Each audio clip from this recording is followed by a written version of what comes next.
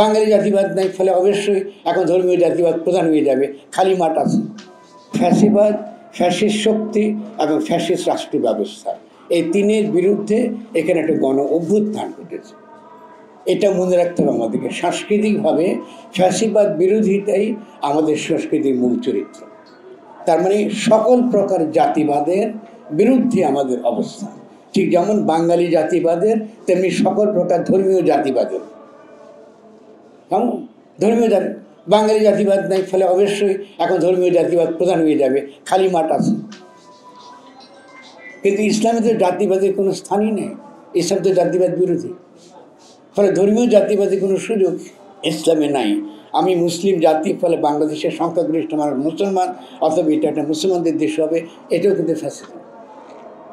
ফলে আমাদেরকে লড়াইটা আমরা করেছি, কিন্তু কি করেছি ফ্যাসিস্ট শক্তি, ফ্যাসিবাদকে উৎখাত করার জন্যে। ফলে এটা যারা আজকে আয়োজন করেছেন, আপনাদের এই চিন্তার মধ্যে এটা আসতে হবে যে লড়াইটা শেষ হয়নি। 2 নম্বর যেটা আমি বলবো সেটা হলো এই যে আমরা যে এই যে জাতীয় উৎসব কথাটা বলছি, তাহলে এটা আমরা কী বলবো? এই কি বলবো তার কিন্তু একটা উদাহরণ নজির ইতিমধ্যেই এই অন্তর্বর্তীকালীন সরকার আপনাদেরকে পেশ করেছে, দেখিয়েছে উৎসব কি জিনিস।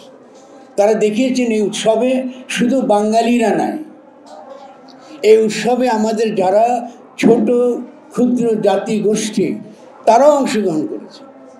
এই উৎসবে ধর্মনিরপেক্ষ, ধার্মিক, আস্তিক, নাস্তিক, সনাতন ধর্মাবলম্বী, বৌদ্ধ ধর্মাবলম্বী, এমন সকলে অংশগ্রহণ করেছে। এই যে সকলের অংশগ্রহণ করার মধ্য দিয়ে যে গোষ্ঠীটা তৈরি হয়, এটাকে জাতি বলে না, এটাকে একালে আর জাতি বলা হয় না, এটাকে বলা হয় রাজনৈতিক জনগোষ্ঠী। আমরা একটা পলিটিক্যাল কমিউনিটি। এই পলিটিক্যাল কমিউনিটি কিন্তু ঐতিহাসিকভাবে 5ই অগাস্টে বিশ্ব ইতিহাসে প্রবেশ করেছে। এই অর্থটা বুঝতে হবে আপনাদেরকে। এটা নতুন বাংলাদেশ, এবং এই বিশ্ব ইতিহাসে সে প্রবেশ করেছে বলবার জন্যে আমি কিন্তু বাংলাদেশ, আমার এই বাংলাদেশে সকলেই আছে, কাউকে বাদ দিয়ে কিন্তু বাংলাদেশ হবে না। এবং সকলকে যখনই নিয়ে আমি যখন আমার রাষ্ট্রকে কল্পনা করি, এটাকে বলা হয় রাজনৈতিক জনগোষ্ঠী। এই রাজনৈতিক জনগোষ্ঠীর কাজ হচ্ছে বিশ্ব রাষ্ট্রসভা। এই জন্য হুমায়ুন কবির থাকলে আমি বুঝাতাম, উনি দীর্ঘকাল তারা ছিলেন, তারা তো যে কথা বলে গেলেন তিনি তো সেটা তো হাজির করতে পারেন নাই তারা আন্তর্জাতিকভাবে। এই দায়িত্বতে ছিল তাদের দীর্ঘকাল। তাহলে এই যে রূপটা, বাংলার যে নতুন যে রূপ, এই নতুন রূপটা হাজির করাটা আমাদের প্রধান কাজ।